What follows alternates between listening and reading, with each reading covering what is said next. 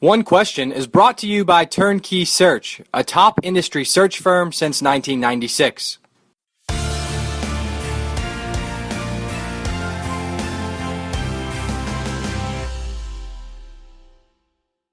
So Barry, of course, was at Missouri State back in the early 2000s when the Missouri Valley Conference on the basketball court was really rolling. I'm thinking maybe 2006, 4 teams made the tournament, 2, including Southern, I think, made the Sweet 16. Wichita would have been the other one.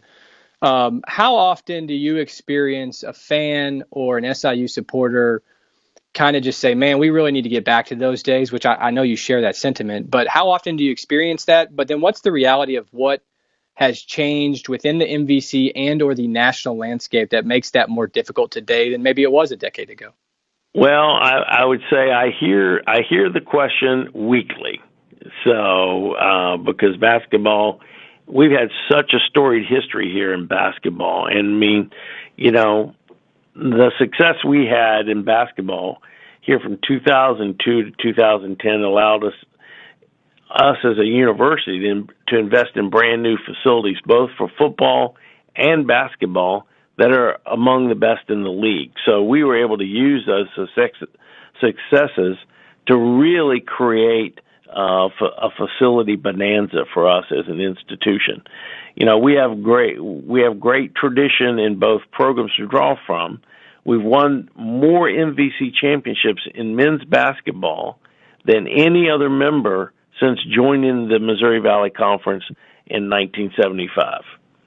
Our football program has went to the playoffs 7 straight years in a row. You know, when Coach Kill was here, and this is a place where winning is expected, and we are moving the needle back in that direction because we want to have championship caliber programs here year in and year out in all of our programs. Mentioned in basketball, the biggest change to our league was Creighton's departure 3 years ago. And that had a significant impact on our league's RPI and the ability to get multiple NCAA bids. But teams like Wichita State and Northern Iowa have picked up the slack, and we need to rejoin that upper tier in the league from a basketball standpoint. In football, the biggest change to our league was the addition of the Dakotas, all of which heavily invest in football, and the addition of North Dakota State in particular has dramatically improved the strength of the Missouri Valley Football Conference. Nevertheless, I'm confident there's a place where we can make frequent playoff appearances, and that's what we're striving for right now. And that's why Chill was a good move for us. Yeah, I'm just looking at your schedule, which only tells one part of the story, of course, but all within 1 score difference. South Dakota State, who we know played in the postseason, is still playing in the postseason. Illinois State, who's played in the postseason. Right. At Youngstown, a 1 score difference. So it does seem like, just looking at the periphery right here on the screen, that Nick might know what he's doing, which is positive. You mentioned facilities, Tommy, and you called it a facilities building bonanza when you guys were, Chris Lowry and Matt Painter before him were rolling on the basketball court. Has the conference caught up? You also mentioned North Dakota State coming into the league and maybe the first facility profile they brought. Has the rest of the league brought up, and now you need to make some new moves, or do you feel like facilities are still in a good place? Well, our facilities are phenomenal. I mean, we have facilities that are only 5 and 6 years old. I mean, we have a brand new football stadium. We have a newly renovated arena.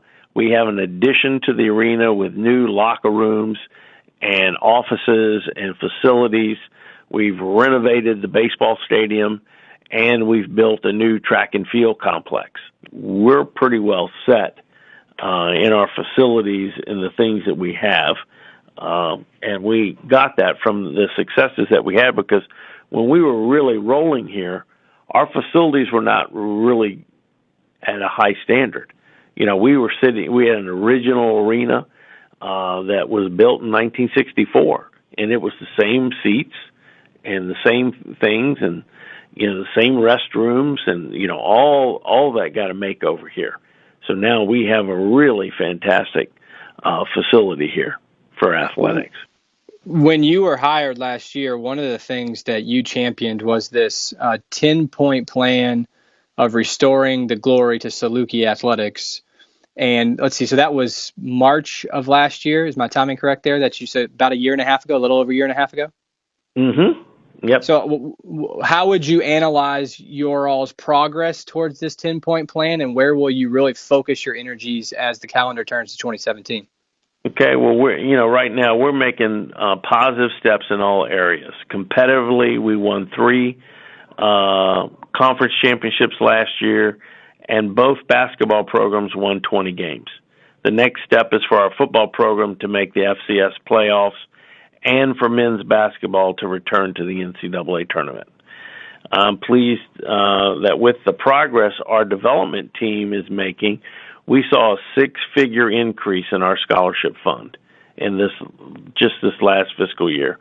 We've created new opportunities for donors and opened, a number of new benefits and concepts, and it's gone really well for us. Academically, we had one of the best years in school history, with 68% of our student athletes at a 3.0 or better.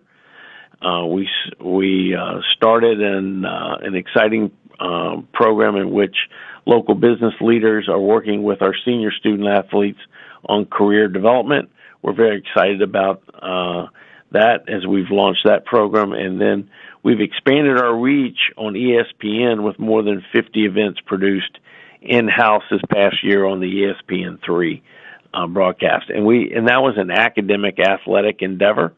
And so that's been a great partnership with our university. Excuse me, and we're very excited about what we've done there, because we were having good crowds in basketball last year, but we were averaging 2,500 views per men's basketball game last year. So we may have 6,000 in a game, but we had 2,500 in viewership, because it really enhanced our reach with our alumni around the country and around the world. So we were real excited about that.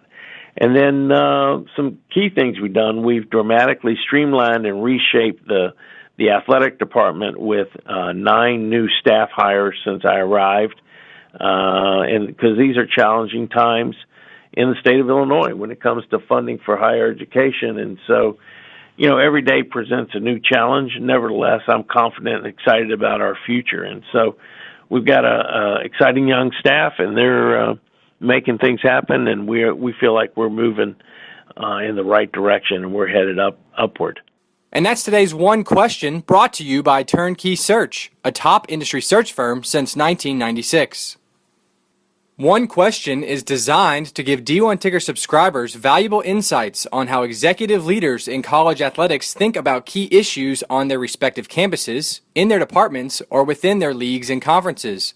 One Question is brought to you by Turnkey Search, a top industry search firm since 1996.